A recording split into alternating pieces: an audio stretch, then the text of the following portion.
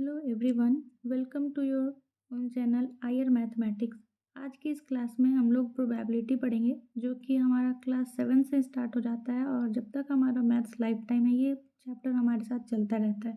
ठीक है, तो आज की क्लास में हम लोग प्रोबेबिलिटी का इंट्रोडक्शन पढ़ेंगे। उसके बाद जो सेकेंड लेक्चर आएगा तो उस पर हम लोग जितने भी कोइंस से रिलेटेड प्रॉब्लम्स होते हैं वो करेंगे और कॉन्सेप्ट। उसके बाद इस तरह से मैं कार्ड्स और जितना भी आपका डाइस होता है इससे रिलेटेड कॉन्सेप्ट और सारे प्रॉब्लम्स को मैं आपके साथ लेकर के आऊँगी। ठीक है, तो आज की क्लास में हम लोग इंट्रोडक्शन पढ़ते हैं। तो जितने भी स्टूडेंट्स हैं 7 अप टू 10, इनके लिए आप लोगों के लिए ये बहुत ज़्यादा इंपॉर्टेंट क्लास है, क्योंकि मैं बिल्कुल बेसिक से स्टार्ट कर रही हूँ और पूरा 10 तक के 10 तक के इंट्रोडक्शन को कवर करूँगी, जो जिसमें कि आपका मल्टीपल चॉइस क्वेश्चन से लेकर के डिफिनेशन तक के हर एक चीज़ को मैं इसमें कवर करूँगी। ठीक है, तो चलिए स्टार्ट करते हैं।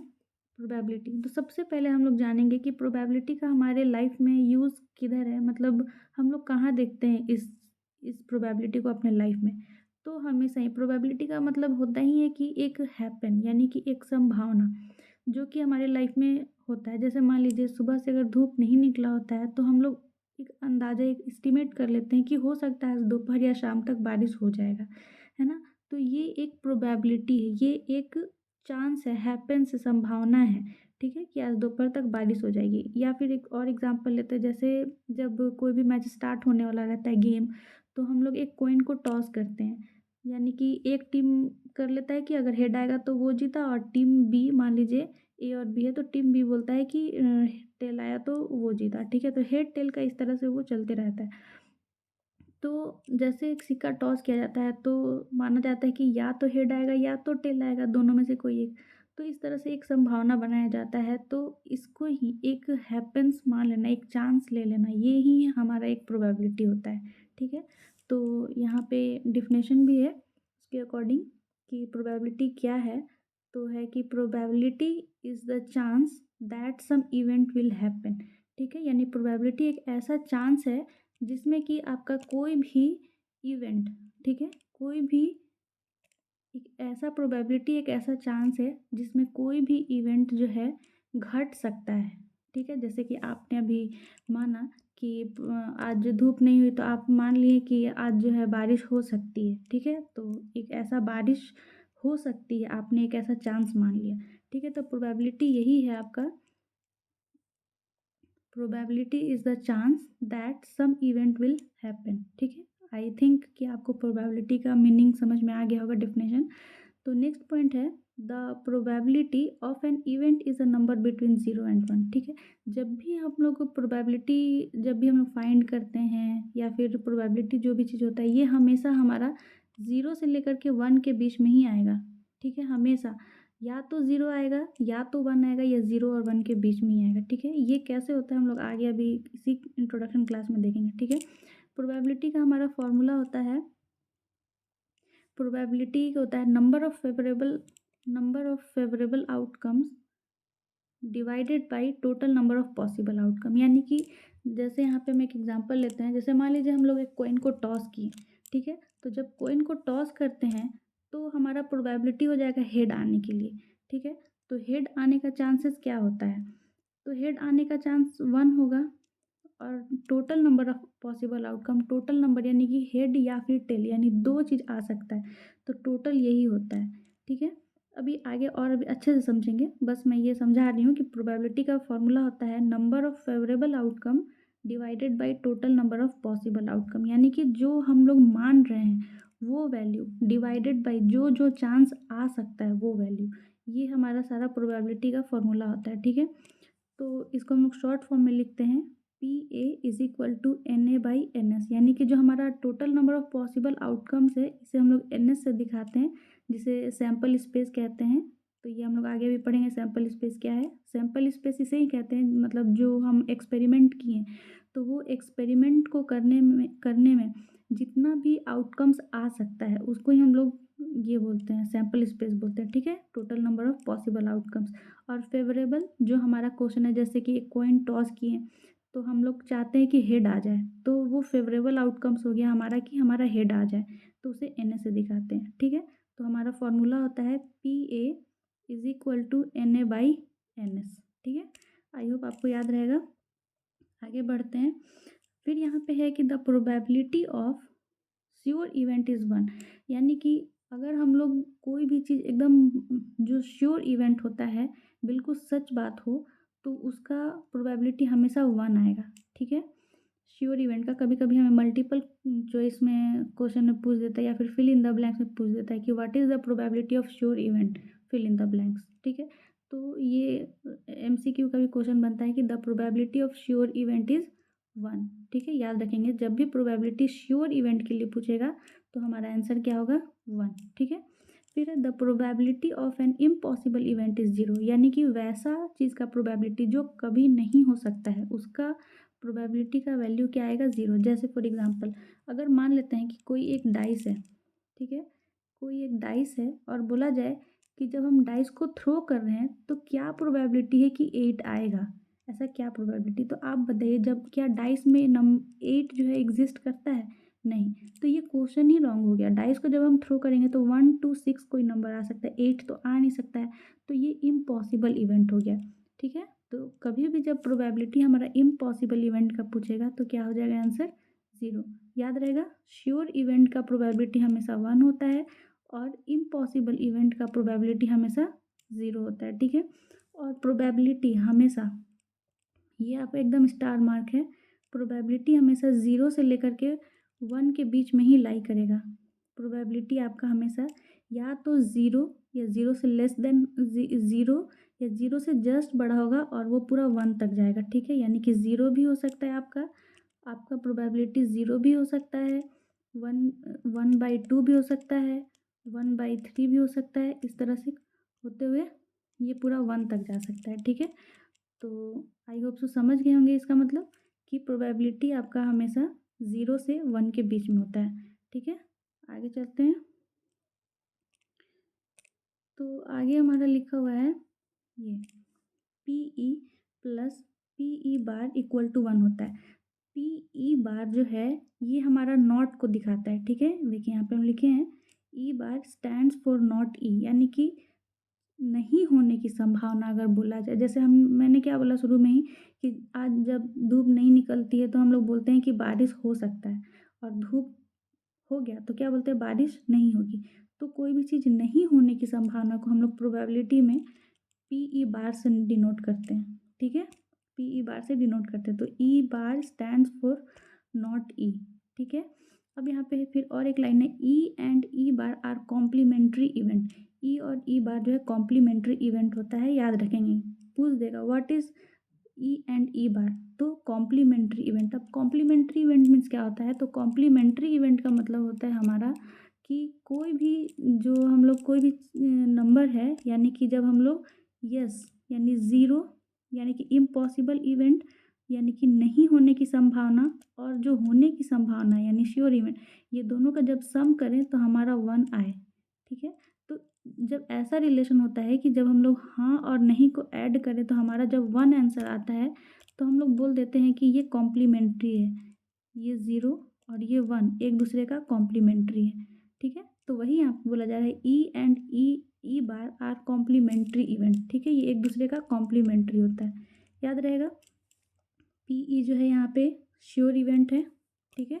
यहाँ पे पी ई श्योर इवेंट है 1 और पी ई बार नॉट है तो ये 0, ये दोनों का वैल्यू आ गया 1, तो ये दोनों का जब वैल्यू 1 आ गया तो इसलिए पी ई यानी ई और ई नॉट हमारा क्या हो जाता है, हमारा ये हो जाता है कॉम्प्लीमेंट्री इवेंट, ठीक है।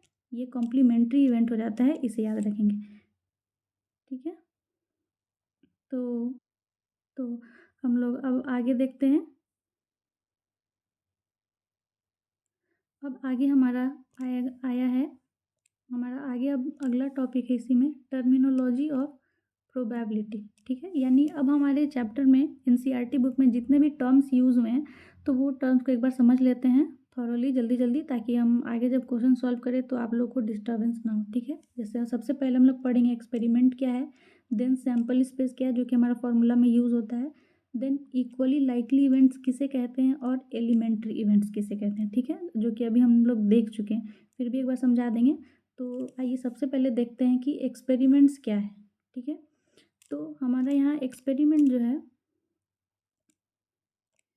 एक्सपेरिमेंट किसे कहते हैं? तो देखिए, एक्सपेरिमेंट है हमारा अ ट्रायल और an operation conducted to produce outcome is called an experiment. यानी कि एक वैसा ट्रायल और एक वैसा ऑपरेशन जिसको हम लोग जब करें, ठीक है, तो कुछ ना कुछ आउटकम्स आए हमारा, उसे ही हम लोग एक्सपेरिमेंट कर कहते हैं। ठीक है, जैसे फॉर एग्जांपल मान लीजिए कि हम लोग किसी एक कॉइन को टॉस किए, ठीक है, हम लोग क्या किए, एक कॉइन को टॉस किए, तो हमारा क्या क्या आ सकता है, या तो हेड आएगा या तो टेल आएगा। ठीक है, ऑफ कोर्स आना है, ऐसा तो नहीं होगा कि दोनों में से कोई चांस नहीं आने वाला है, कोई ना कोई ज़रूर हमारा आएगा। तो ये एक एक्सपेरिमेंट हो गया। ठीक है, या फिर कोई अगर हम लोग मान लीजिए डाइस को थ्रो करें, तो हमारा या तो 1 2 3 4 5 6, ये सब में से कोई ना कोई नंबर हमारा आने ही वाला है। ठीक है, तो ये सब को हम लोग एक्सपेरिमेंट बोलते हैं। समझ गए? एक्सपेरिमेंट किसे कहते हैं? एक्सपेरिमेंट हम लोग बोलते हैं कि एक वैसा ट्रायल जब हम उसे करें, ठीक है, तो हमारा कोई ना कोई आउटकम्स जरूर आए, उसे ही हम लोग एक्सपेरिमेंट कहते हैं। ठीक है, हमारा नेक्स्ट है सैम्पल स्पेस। सैम्पल स्पेस क्या है? तो अभी हम बताएं कि सैम्पल स्पेस क्या है। All the possible outcome of an experiment together are called sample space. It is denoted by NS. ठीक है, सैम्पल स्पेस क्या होता है कि जब कोई भी एक्सपेरिमेंट हम लोग करते हैं, ठीक है, तो उसका जितना भी पॉसिबल आउटकम्स होता है उसको ही सैम्पल स्पेस कहते हैं। जैसे मान लीजिए कोई एक कॉइन है, ठीक है, कॉइन को जब हम लोग टॉस किए तो हमारा क्या क्या आ सकता है, हमारा हेड आएगा और टेल आएगा। तो देखिए कितना कितना चीज़ आ रहा है हमारा, दो चीज़। तो कॉइन को जब टॉस करते हैं तो इसका सैम्पल स्पेस होता है 2। ठीक है, मान लीजिए कोई एक डाइस है, जब हम डाइस को थ्रो किए तो हमारा क्या क्या आ सकता है वैल्यू, 1 आएगा या तो 2 आएगा। हम लोग खेलते भी हैं लूडो गोटी, 1 आएगा, 2 आएगा, 3 या फिर 4 या फिर 5 या फिर 6। तो किस ये सारे नंबर में से कोई एक तो जरूर आएगा।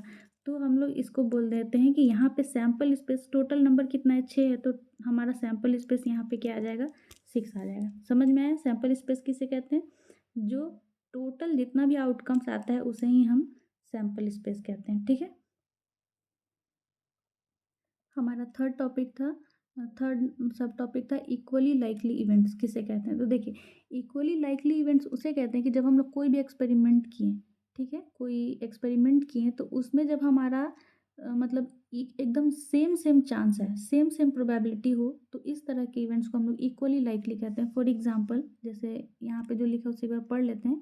लिखा हुआ event that having the same chances और probability of occurring are called equally likely events. ठीक है, वही बात है कि जब हम लोग कोई भी जो चांस है या प्रोबेबिलिटी है वो बिल्कुल इक्वली हो, तो हम लोग उसे बोलते हैं कि वो इक्वली लाइकली इवेंट हो गया। फॉर एग्जांपल यहाँ पे हम लोग कहेंगे कि जैसे मान लीजिए आपका कॉइन है, ठीक है, तो अगर आपका कॉइन को जब हम लोग टॉस करते हैं तो हमारा जब क्वेश्चन हो कि what is the probability of getting head, head आने का संभावना क्या है, तो देखिए हमारा यहाँ पे पॉसिबल आउटकम्स क्या है, फेवरेबल आउटकम 1, हेड आने का चांस 1 है, और टोटल नंबर ऑफ आउटकम्स हमारा सैम्पल स्पेस क्या है, 2 हो गया। हेड आने का चांस हो गया 1/2, और प्रोबेबिलिटी ऑफ गेटिंग टेल, अब टेल आने का चांस क्या है, तो हमारा जो फेवरेबल आउटकम्स है 1, ठीक है, और जो हमारा टोटल नंबर ऑफ स्पेस है वो है 2। ठीक है, तो हम लोग क्या कहेंगे कि ये भी 1/2 आया। यानी कि एक जब कॉइन को टॉस करते हैं तो दो ही संभावनाएं हमारा, कि या तो हमारा हेड आए या तो हमारा टेल आए। ठीक है, तो हेड भी आने का चांसेस 1/2 है और टेल भी आने का चांसेस 1/2 है, यानी कि दोनों ही चांस में ये सेम सेम है, तो हम कहेंगे कि ये हमारा इक्वली लाइकली इवेंट्स हो गया। समझ में आ रहा है? यानी कि जो भी चांसेस है वो अगर सेम सेम आए तो हम कहेंगे इसे कि ये इक्वली लाइकली हो गया। ठीक है, उसी तरह से अब नेक्स्ट हमारा है एलिमेंट्री इवेंट। ठीक है, हमारा नेक्स्ट है एलिमेंट्री इवेंट। ये कहता है क्या कि an event having only one outcomes, an event having only one outcome of the experiment is called an elementary event. यानी कि वैसा इवेंट या वैसा प्रोबेबिलिटी जिसमें सिर्फ एक ही आउटकम्स आने का चांस हो उसको एलिमेंट्री इवेंट कहते हैं। जैसे अभी जो मैंने ये लिया हेड और टेल का, तो इसमें आप देख रहे हैं कि सिर्फ हेड आने का एक ही ऐसा चांस है, टेल आने का भी एक ही है, तो ये हमारा एलिमेंट्री इवेंट में भी आएगा, ठीक है, इक्वली लाइकली। या फिर एक हम लोग दूसरा और एग्जांपल लेते हैं। मान लीजिए कि आपके पास एक रेड बॉल है, एक ग्रीन बॉल है और एक आपके पास ब्लू बॉल है, ठीक है। तो अब क्वेश्चन पूछा जाएगा what is the probability of getting red ball. तो रेड बॉल आने का चांस तो एक है, लेकिन हमारे पास टोटल सैंपल स्पेस कितना है, तो 1 2 3, ठीक है, 1/3 हो गया। अब क्वेश्चन पूछा जाए what is the probability of getting green, तो ये आने का चांस क्या है, तो ग्रीन का 1 और टोटल सैंपल स्पेस हमारा हो गया 3। फिर क्वेश्चन पूछा जाए what is the probability of getting blue ball, तो ब्लू बॉल आने का 1, ठीक है, और टोटल हमारा हो गया 3। यानी आप देख रहे हैं कि रेड ग्रीन ब्लू सबका एक एक आने का चांस है, तो ये भी हमारा एलिमेंट्री इवेंट कहलाता है, ठीक है। समझ में आया। एलिमेंट्री इवेंट किसे कहते हैं, N event having only one outcome, ठीक है। ओनली वन आउटकम, जब हमारा सिर्फ एक ही आउटकम होता है तो हम उसे कहते हैं एलिमेंट्री इवेंट। तो यहीं से एक हमारा कॉन्सेप्ट डेवलप होता है कि जब भी हम लोग एलिमेंट्री इवेंट को सम करते हैं तो वो हमेशा ऑलवेज हमारा 1 ही आता है, ऑलवेज हमारा क्या आता है, 1 आता है। तो इसी बात को यहाँ पे नोट पॉइंट में मैंने लिखा है, the sum of the probability of all the elementary event of an experiment is 1। यानी जितना भी एलिमेंट्री इवेंट होता है वो सब को अगर हम सम कर दें, ठीक है, तो हमारा 1 आ जाएगा। जैसे आप देख भी सकते हैं यहाँ पे, ये 1/3, ये 1/3 रेड वाले का, और ब्लू वाले बॉल का भी 1/3 जब हम करें तो हमारा कितना आ जाता है, 3। और ये 1 2 3, 3/3 1। यानी कि जब भी हम लोग एलिमेंट्री इवेंट को सम करते हैं तो 1 आता है। यहाँ से ये MCQ बनता है कि what is the sum of probability of all the elementary event of an experiment, then your answer is 1। Okay, तो इंट्रोडक्शन यहीं तक था। अगर आप मेरे चैनल में अभी तक बने हैं तो इसके लिए थैंक यू। अगले क्लास में इसी तरह से आएँ। आप लोग बहुत अपना कीमती वक्त दिए, मैं इसलिए अच्छा क्लास लेकर के आने का बहुत बार बार कोशिश करूँगी। तो मेरे चैनल को लाइक कीजिए, सब्सक्राइब कीजिए, और हाँ, ये भी बताइए कि आपको इस तरह से ब्लैक स्क्रीन पे पढ़ना है या वाइट स्क्रीन पे, मैं उस तरह से बनाऊँगी। और मेरा क्लास कैसा लगा ये भी मुझे कमेंट बॉक्स में ज़रूर बताइए। मिलते हैं नेक्स्ट क्लास में। Okay, bye bye, thank you.